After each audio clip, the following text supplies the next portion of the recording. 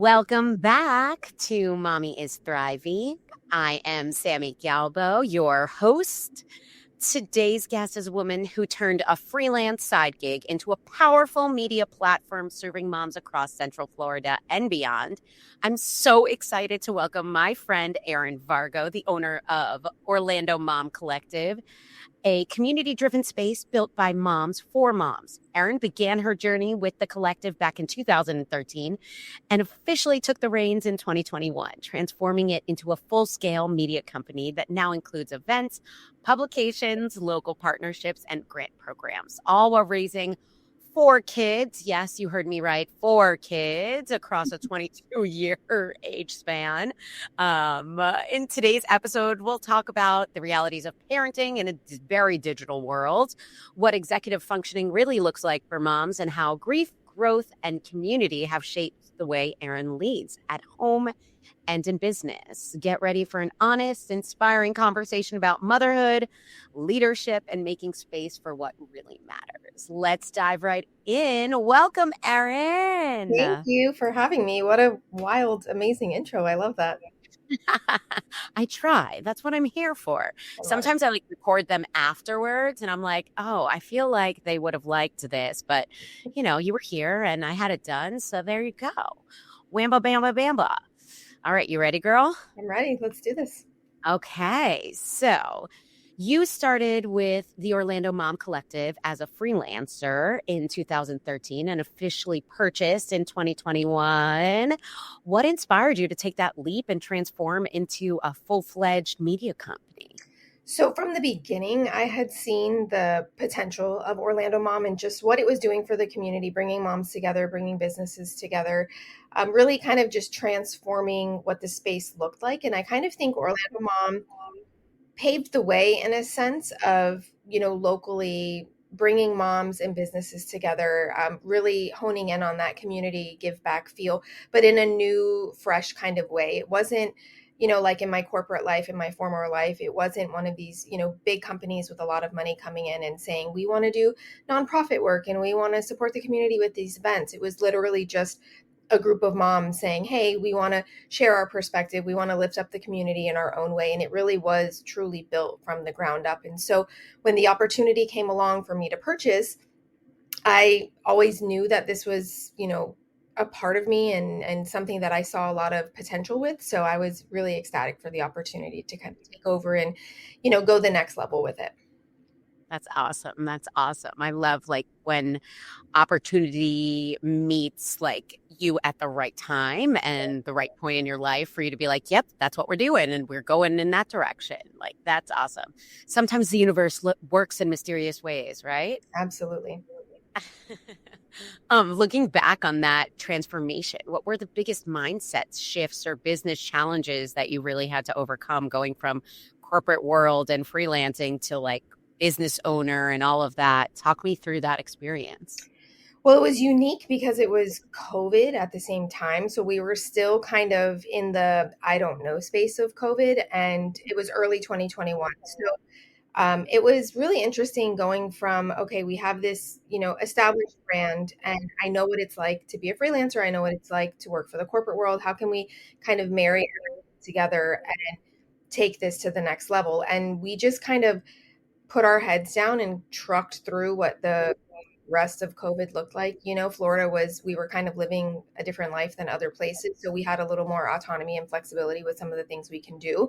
So we had great community partners that we were able to keep engaged through that. And I mean, it was hard transitioning from corporate life to freelance life to now I'm a full-time business owner. My youngest was going into VPK right around the same time. So it was trying to navigate, schedules and kids and what does all of this look like.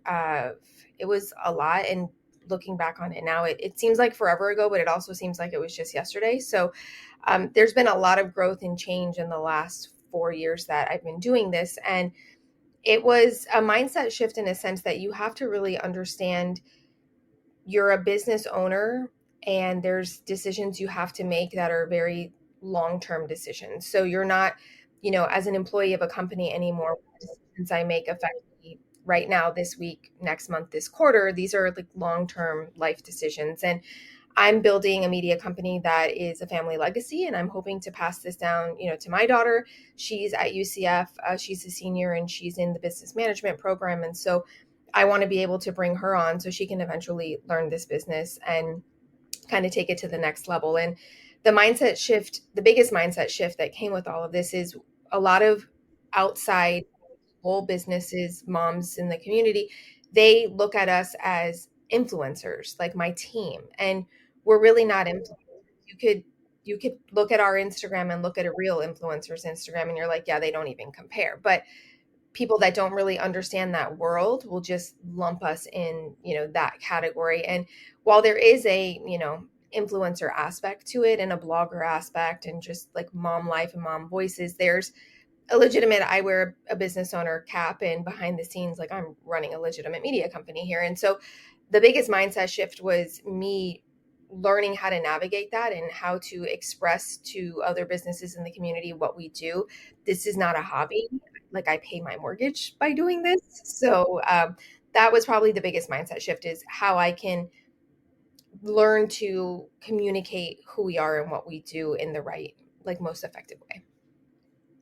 And how did you like figure out how to portray that to the public? Like, I think that a lot of times people think that even like just in the mommy space in general, that it's just, oh, this is just something you do for fun. But in actuality, like, yes, I am a host of a podcast and have an online presence, but I'm also COO of a wall organizing company, right? Like that's my job, but everything kind of ties together for me. So talk me through like how you really like, one, it was during the pandemic. I was having a newborn and you were launching into business ownership. So like uh, I was Both my babies. It was both my yes, babies. yes, COVID babies. Hey, mine are 6 and almost 4. And so yes, I was very much in the COVID baby space, the loneliness that was being a mom during COVID. But you were a new, business owner. So talk me through like I one, how you were able to even like go into the community and make these relationships and everything else while it was COVID. Yes, we were in Florida, but still, I mean, I don't know what Orlando was like. Well, do I? It's like, did I go? Oh, I went in 2022 to Orlando. No, 2021, the end of 2021, I went to Disney with masks on, and it was just a very weird experience. But talk me through all that, because I feel like, one, I still can't believe we lived through that. Like, I know. really, that was our life. Like how, like your child in VPK during that time, like I can't even. I mean, down here, I remember my friend's son being in kindergarten and they had like dividers between the desks. Like, I can't. It breaks my heart for all those children. But talk me through your experience during COVID, because mine was the loneliness of being a new second time mom, and yours was a new business ownership, which is a whole other loneliness in and of itself. So, It really was lonely because not a lot of my friends in my circle are business owners, and so they don't really, now they are, fast forward 4 years, but back then people just didn't understand. They're like, "Oh, you have a fun new hobby." And it's like, "No, this isn't a hobby. Like this is a business. Like we're legit, and this, again, it pays my mortgage. I don't have a 9 to 5. I don't punch a clock. I live life on my terms. My business is very much integrated with my life." So people did not understand that. They did not understand, like, yes, I am home and I pick my children up from school and I take them to school, but I'm still running a business. And so the hardest part of all of it was some of the restrictions still, my 4-year-old had to wear a mask going to VPK, had to stop at the front door and sanitize your hands and do a temperature check. forehead Yep. temperature check. And it was, imagine a new 4-year-old trying to explain all of this to, they don't really understand. He would take the mask off and the teacher, it was a whole thing. I thank gosh I wasn't there during the day, because I can't imagine the teachers and how many times they would try to like get the kids to put the mask back on. Eventually that fell off and it Right. wasn't a thing anymore. But in the beginning, so it was really hard schedule wise because he was only there for 3 hours. And my other son was in third grade when the other one started VPK. And then my other two were older. So, I basically had from 9 to 12 to move a mountain every single day in the business. And then I would pick him up and we would do lunch and, I would spend time with him. And then I'd get maybe an hour or two of work in because a lot of the business in the beginning was behind the scenes and just trying to like pick up right where the former owner left off and making sure like our content on our website, our socials, our newsletters continue just a seamless transition of content and providing that value and information for the community, but then jumping right into event planning. And so, I jumped right into planning a few events, which not having done that from A to Z before was fun because I'm basically just one of those people that is like, yeah, we'll jump out of the plane and build a parachute on the way down. It'll be great. And, along the way, my internal anxiety, I'm losing my mind, but on the outside, we're looking good. So navigating that was interesting. And then fast forward, when he went to kindergarten. So now I had a kindergartner and a fourth grader. I had 9 to 3 every day, basically. 9 to 2:30. But I had now this time dedicated fully to the business. But a lot of it in the beginning was behind the scenes at my desk, making phone calls, sending emails. I'm the new owner. And then I decided to jump right back into my relationship with the chamber, who in my former life I had, I was a part of, I had great relationships. And so I jumped back in with the chamber. And that's really was the turning point for people understanding that this isn't a mommy blog. I'm not some online influencer because I don't identify as an influencer or a blogger. I am a business owner and that's what I am. I provide, resources, events, and content to the community, but it's not just me. You're never going to go on my platform and just see my face everywhere, in stories, on reels. Like that's not what this is. This is a community of moms for moms by moms in Central Florida. And we're not only providing, real-time perspective and insights on what's going on, but it's a lot of things to do and just hyper local content so that a mom doesn't feel alone, doesn't feel like she doesn't know where to go to find something to do. Now, in the past 4 years, that space, that hyper local things to do, it has exploded, especially here in Central Florida. And I attribute that to the fact that, we're in the theme park capital of the world. And so there's, a lot of people sharing similar types of content, but really mom driven, mom dedicated content comes from us. And so it was really difficult in the beginning because it felt like I was behind, a screen. And when we jumped back into those first few events, there was still the rules of like 6 feet social distancing and you have to have sanitizer everywhere. And, it was that type of stuff. But eventually that fell off. And now it's just kind of like, a cut and paste system for everything that we do. That's awesome. That's awesome. You speak so much, about your kids and your mom and with a wide age range. So I feel like you have such a different experience than so many of us, right? Like mine are 6 and almost 4. So I had a 2-year-old when yours was going into VPK. And at preschool down here, they also had to wear masks. And then they changed it that they only had to wear masks when they were going to special activities. Like they didn't have to wear it in their classroom, which was better. But I mean, I can't even imagine being the teacher that had to tell 15 2-year-olds to put on their masks. Like, it's nuts. Like, and that was a world that we lived in. Like, I have I swear, I swear I'm not alone in this. I have PTSD from COVID. I'm like, anytime my kid has a sniffle, I'm like, do I need to take it to the pediatrician? Are you okay? Like, do you have a taste? You have taste and smell? You can do both of those things? Okay, great. Fantastic. Like those are where my brain goes right away. But, your kids, they range in age from 8 to 22, right? Yeah. My oldest is 22, senior in college. Then I have a 20-year-old. He is at FIU. And then I have a soon-to-be 7th grader and a soon-to-be 3rd grader. So my baby is going into 3rd grade, and I'm actually having a really hard time with it. I understand. Like, my daughter is going into pre-K this year, and I'm like, weren't you just starting? Like, didn't you just start this? But yeah, no. So talk to me a little bit about how that parenting journey has shaped the way you've lead your business and really connect with your community. I mean, I think that you parented kind of in a non-digital world before. Yes, it was still digital 22 years ago, but it was very different than how is now. I feel like everything's faster now, everything's busier now. I'm like, I can't even put into words. I feel like you literally lived two mama I lives did. in what. I really did. And it's really wild to look back and think about it, because even when my daughter was born in 2002, we were not a digital, Facebook wasn't a thing. Like, just imagine world without Facebook, okay? Like, it did exist at some point, and I had a child in that. So it was very, very different. When I think back to my younger two, because one was born in 2002, one was born in 2004, and there was no online, there was no mom sharing recipes, and this is how you navigate, this baby wearing device, and this, here's my best tips for if you can't breastfeed. Like, that didn't exist. There was what to do or what to expect when expecting, which nobody needs that book, and like other random pieces of knowledge along the way, passed down verbally or at the library or at a Barnes and Noble. Like, it didn't exist digitally. It really didn't. And yes, we had the internet, but it was not the same. And so fast forward, like, yes, I had a MySpace account. I think it was probably like 2006-ish, maybe right around there.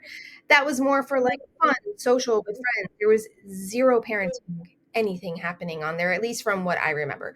So fast forward 2009, which I believe is when I joined the Facebook world, maybe 2008. I feel like that's when there really was like a true shift in life as parenting. Like, that was where I could connect with my cousins and family that didn't live near me. And that was really when like social media became a solid presence in my life. And so if I'm looking for an old photo of kids, I will go back to Facebook in my photo albums, because it's probably there. It's not on my device anymore, but I have like 30,000 photos on my device, but they only go back like to 2012, I think. So it was a different world. And then, as they got older, now my soon to be third grader, there are literally kids in his grade that have devices. I have a major personal problem with that. Like, I don't think it's necessary. We we live in a great neighborhood and a safe school.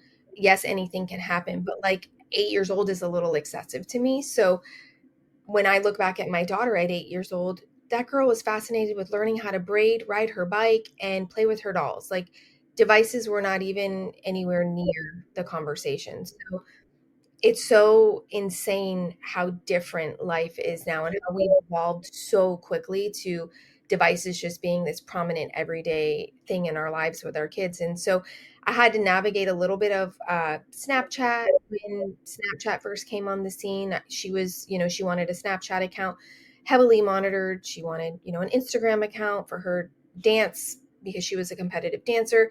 Where now, like, yes, I let her have it and it was locked and I monitored everything. If we rewind and she was 12 years old right now, I would be like, absolutely no, you cannot have that, because the world has changed from, sure, it's kind of safe, we don't know much about it, I'll explore and navigate this with you, to we now know so much about the digital world and kids, and I would never allow it. So I literally am parenting two sets of kids. My current 12-year-old, he's like, why can't I have what some of my friends have? And I'm like, it's a personal choice for me. I've already done this once, and the answer is no. So I'm sorry.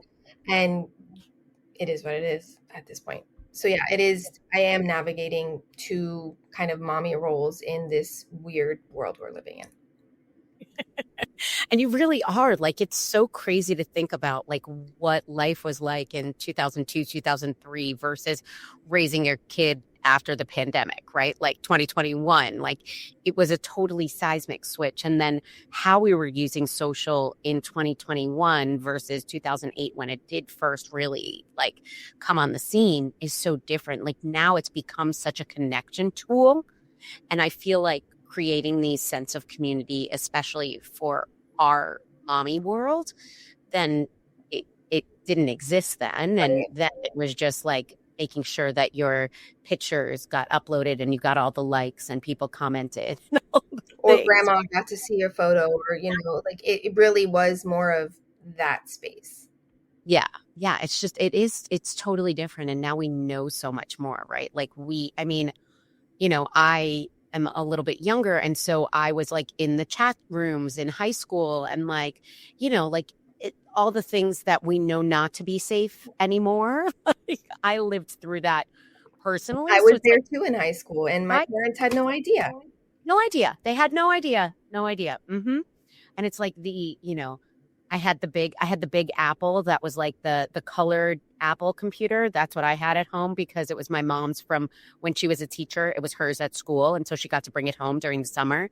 And I thought I was so cool on my Mac. Now, like, I'm pretty sure if you gave me a Mac right now, I don't know that I would know what to do with it. I'm so PC world, but it's so funny. Like, it's just all those things looking back. And I'm like, you were a mom during a lot of that. And it's just, it's wild to think about. Like, it really, truly is, It is, but I was a really young mom. 20 is when I had my first child. So we were growing up together. Like, I had no business having children.